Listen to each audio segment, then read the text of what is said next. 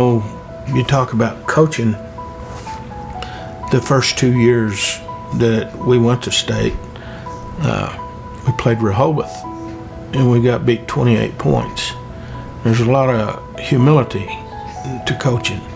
The next year, in '78, we played them again in the first round, Rehoboth again.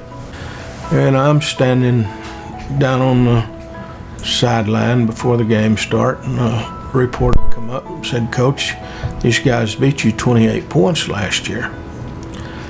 And I said, "Well, we've got a completely different team this year, and I guarantee you they won't beat us 28 this year."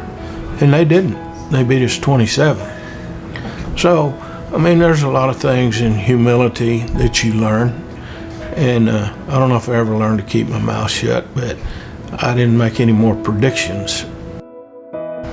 You know, I think that was just part of his personality. You know, he was a character. He was fun to be around. Now, you know, practices were intense, but then the very next time you turn around, you were laughing with him and having a ball. I always try to be prepared. And I thought I owed it to the school. I thought I owed it to the kids. I wanted to give them a shot. I wanted to give them the best chance. And I think we did that.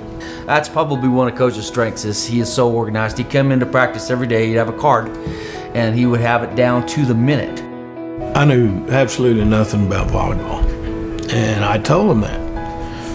Well, we don't have anybody else. But I had really good girls, and they knew a lot about volleyball.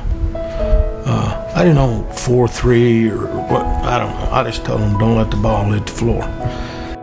He was very dedicated on and off the court. And I think that makes the difference, because we gave him our best because that's what we got from him. People used to ask me, how do you get those kids to play so hard? I was like, I don't know. But I think I always loved my kids. I never had a kid play for me that I didn't like. And I think if all kids know that you care about them, that you genuinely care about them, they'll go through a brick wall for you.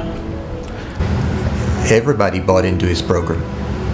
And if you were the best one on the team, if you were one of the bench warmers, you were willing to give your all for him. And that's a special trait that you just can't teach somebody how to do.